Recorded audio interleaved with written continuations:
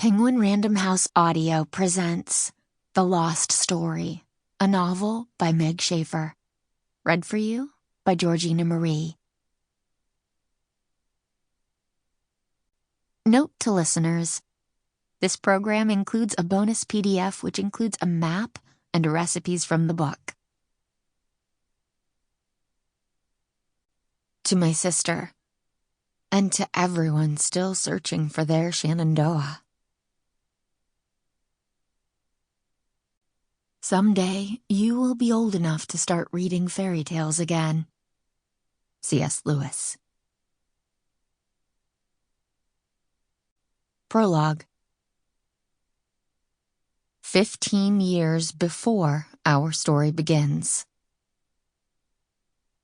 Once upon a time in West Virginia, 2 boys went missing. They'd been missing since May, vanished during an end-of-school field trip to Red Crow State Forest. They were gone long enough that people had stopped referring to them as missing, which implied a temporary state of being, and now simply called them lost. You looked for missing children. You mourned lost ones. By that November, the boys' missing posters on the signboard at Red Crow had faded and wrinkled behind the protective plexiglass. When Maggie and Tom noticed the posters while looking for the trail map, they remembered that they'd forgotten all about the lost boys. Because that's how it worked. First you were missing. Then you were lost. Then you were forgotten. Maggie hadn't paid much attention to the story even when it was fresh news. That morning, standing at the signboard while Tom retied his boots, she really looked at the 2 boys for the first time. One was a blonde who seemed incapable of smiling. The other a redhead wearing a shit-eating grin. The class clown and his quiet sidekick, she assumed. Ralph Stanley Howell. Date of birth, 6/15/92. 5'4", 118 pounds. Caucasian. Blonde hair, blue eyes. Jeremy Andrew Cox. Date of birth, 5/28/92. 5'6", 129 pounds. Caucasian. Red hair, hazel eyes. They never found those boys? Tom asked. Nope, probably never will. Maggie was a nurse, and because she'd seen the worst, she knew to assume the worst. If the boys went missing in the Crow, odds were they'd died the first or second night. If they weren't missing but kidnapped, as some had theorized, they probably wished they were dead. She didn't say that part out loud to Tom. It was only their 4th date, and she didn't want to spoil the mood. Holding hands, Maggie and Tom strolled the main trail to a scenic overlook. Below and before them lay the still autumn lovely woods. Trees upon trees upon trees, rising and falling in endless waves. An ocean of forest, and 2 boys drowned in it. Before leaving the scenic overlook, Tom took pictures with his digital camera. It was the last day he would have that camera. The police would take it from him, and he'd never get it back. 2 hours and a bucket of sweat later, they reached the Goblin Falls, a small waterfall in a hidden ravine deep in the woods where the air always smelled like moss and cold rain, and the rock formations looked like little men with strangely twisted faces. Maggie squatted next to one of the goblins and made a face while Tom took her picture. Nice, he laughed. Was I hideous enough? She asked as she stood up. Disgusting. As he helped her down, a few stones at the top of the ravine skittered over the falls, hitting the water behind her with a sudden slap. Maggie jumped at the sound. Damn, Tom said, holding her tight as he looked up and around.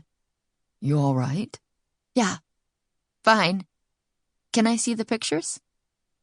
He gave her the camera, and she clicked through the photos. The first was a close-up of her and the rock goblin. The second was a wider shot of the falls. And the third was... Maggie narrowed her eyes at the display screen. What? Tom asked. She showed him the picture on the camera's display screen, the falls behind her, the rocky cliff rising 10 feet above her. And something else. The shadow of a man. They scanned the cliff again but saw nothing.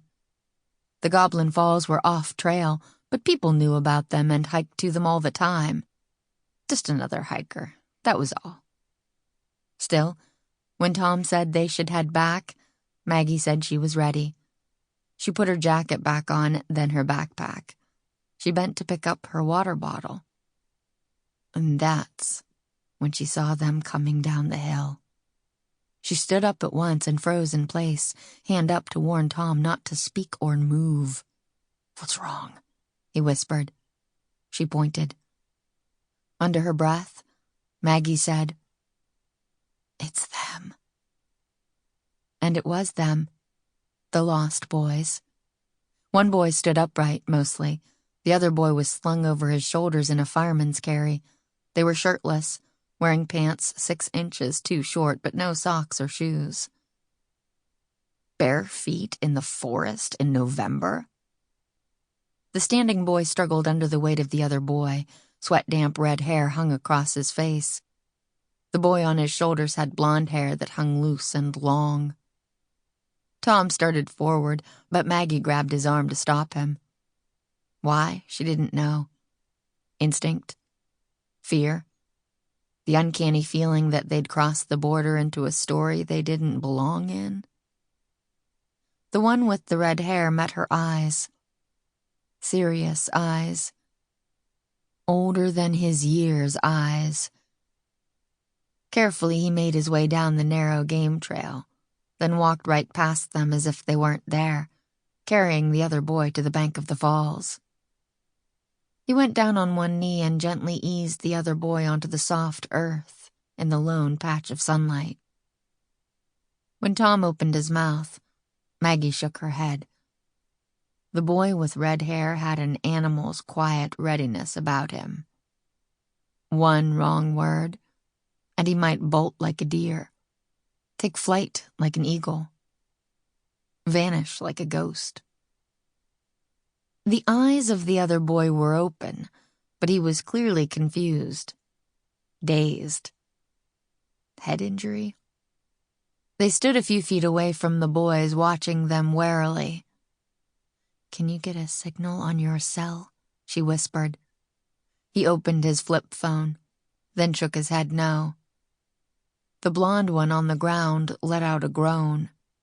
Before she could stop him, Tom rushed to them, knelt, and reached out toward the boy on the ground. It happened so fast. Fast as a cobra striking. The red-haired boy struck out with his arm and caught Tom by the wrist. Tom froze. Maggie gasped. Her heart hammered in her chest so hard she thought she might faint. She ran to Tom's side. "Jeremy?" She said it sharply, trying to break the spell. Because it was Jeremy, of course. Jeremy Cox, whose name or face she would never forget again. And if he was Jeremy, the other boy was Ralph Howell. Jeremy looked at her. "It's all right, Jeremy," she said. "I'm a nurse." He still had Tom's wrist, trapped like a vice. "You," he said to her, stern as a 4-star general. "Not him." She nodded. Jeremy released Tom's wrist. "Run for help," she told Tom. "Right now. Go." He didn't argue.